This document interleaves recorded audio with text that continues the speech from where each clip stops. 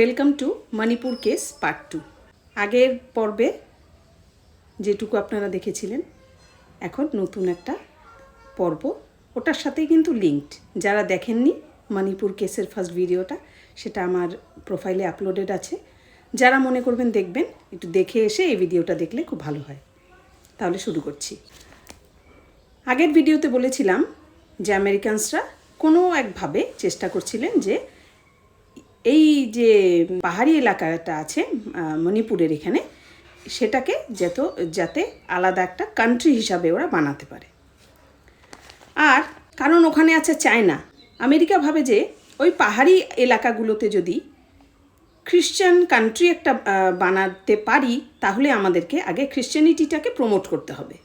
তাহলে ফিউচারে একটা সময় রিলিজিয়াস সিনোনিমাস গ্রাউন্ড থেকে বেশিরভাগ লোকেই আমেরিকার প্রতি, খ্রিশ্চানিটির প্রতি লোয়াল হয়ে যাবে। আর এইসব ধর্মান্তরিত লোকরা আমাদের ইশারায় চলবে, আমাদের কথা মেনে চলবে। আর আমরা এই জায়গাটার থেকে চায়নার ওপর নজরদারি করতে পারবো। প্রথমে ভারতের উপর নজরদারি করা আমেরিকার উদ্দেশ্য ছিল না, কারণ তখনও কিন্তু ছিল ভারত ব্রিটিশ কন্ট্রোলে। সময় এগোতে থাকে আর 1947 সনে ব্রিটিশরা ইন্ডিয়া ছেড়ে চলে যায়। আমেরিকার গুপ্তচর সংস্থার সাথে সেই সময় ব্রিটিশরাও একজোট হয়ে যায় আর জানতে পারে যে ব্রিটিশ চলে যাওয়ার আগে ইস্ট পাকিস্তান তৈরি করে গেছে, যার ফলে মেইনল্যান্ড ইন্ডিয়ার সঙ্গে নর্থ ইস্ট ইন্ডিয়ার কানেকশনও ফ্র্যাজাইল হয়ে গেছে। ব্রিটিশরা আর আমেরিকানসরা মিলে গিয়ে এই নর্থ ইস্টের কিছু অংশ নিয়ে আলাদা একটা খ্রিশ্চান কান্ট্রি তৈরি করার প্ল্যান বানাতে থাকে। আপনাদের মনে পড়ে শেখ হাসিনা যখন ক্ষমতাচ্যুত হয়ে যায়, তার আগে কিছু মাস আগে বলেছিল যে ভারত বাংলাদেশের সীমান্ত এলাকায় একটা খ্রিশ্চান কান্ট্রি বানানোর পরিকল্পনা চলছে। ব্রিটিশরা আর আমেরিকানসরা দ্রুত গতিতে নিজেদের পরিকল্পনাকে সত্যি করার জন্য মারাত্মক পরিমাণে কনভার্সন শুরু করে দেয়। এই যে স্ক্রিনের মধ্যে আপনাদের যে তথ্যগুলো আসছে, সেই তথ্যগুলোতে দেখতে পারবেন আসাম, অরুণাচল প্রদেশ, নেপাল, মণিপুর, এই জায়গাগুলোর যে হিল এরিয়ার লোকজন আছে, তাদেরকে কনভার্ট করতে শুরু করে দেয় আগে। কিন্তু কিভাবে, কেন কি ভারত স্বাধীন হওয়ার পরেও এই নর্থ ইস্টার্ন স্টেটসগুলোর উপর কোনোদিন নজরই দেয়নি। না ছিল মডার্ন ইনফ্রাস্ট্রাকচার, এরা বনবাসী ছিল। তো এটার ফায়দা আমেরিকানসরা নেয়। আমেরিকানসরা এই বনবাসীদেরকে বোঝায় যে আমরা তোমাদেরকে সিভিলাইজ করব, মডার্নাইজেশন হবে, এডুকেশন দেব। এবার বলি এডুকেশন কিন্তু খ্রিশ্চান এডুকেশন দেওয়া হবে।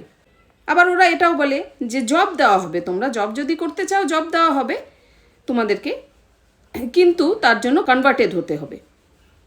কোনো জোর জবরদস্তির কিছু নেই, নানানভাবে বোঝায় আর কি, যে তোমাদের যদি ইচ্ছে থাকে তাহলেই হবে। মান্থলি ওয়েজেস দেওয়া হবে তোমাদেরকে, কিন্তু সেটাও তোমরা যদি কনভার্টেড হও খ্রিশ্চানিটিতে তাহলেই হবে। আর জব যে তোমাদেরকে দেওয়া হবে সেটার জন্য কনভার্সন করতে হবে। কেন কি, কনভার্সন না করলে একটা কোটা আছে, সেই কোটার আন্ডারে তোমরা আসবে না। এই বলে ওরা কিন্তু কনভার্সন শুরু করে দেয়। যারা কনভার্টেড হবে তাদেরকে হসপিটাল ফেসিলিটি দেওয়া হবে। হসপিটাল কিন্তু চার্চের আন্ডারে হবে। এগুলো নানানভাবে ওদেরকে বুঝিয়ে বাজিয়ে ওদেরকে কনভার্সন শুরু করে দেয়। আর ভারতবর্ষ ওই দিকে তাকালোই না। 100 বছরের বেশি সময় ধরে সরকার উদাসীন হয়ে রইল। আর এদিকে আসাম আর ত্রিপুরা ছাড়া বেশিরভাগ যে নর্থ ইস্টার্ন স্টেটসগুলো আছে, সেগুলোতে কিন্তু এখন হিন্দুরাই মাইনরিটি হয়ে রয়ে গেছে। আগামীতে আমরা এমনও দেখতে পারি, হয়তো এমন একটা জেনারেশন আসবে যারা আস্তে আস্তে নিজেদের লিনিয়েজ ভারতের সঙ্গে, সনাতনের সঙ্গে ভুলতে শুরু করবে এবং পারফেক্ট টাইমে আমেরিকানস আর ইংলিশরা ওদের খ্রিশ্চান সেন্টিমেন্ট উস্কে দিয়ে আন্দোলন করে একটা সেপারেট খ্রিশ্চান কান্ট্রি তৈরি করে ফেলবে। তাহলে এই এপিসোডে এতটুকুই। ফলো করবেন পরের এপিসোডগুলো দেখার জন্য। ভালো থাকবেন, সুস্থ থাকবেন সবাই।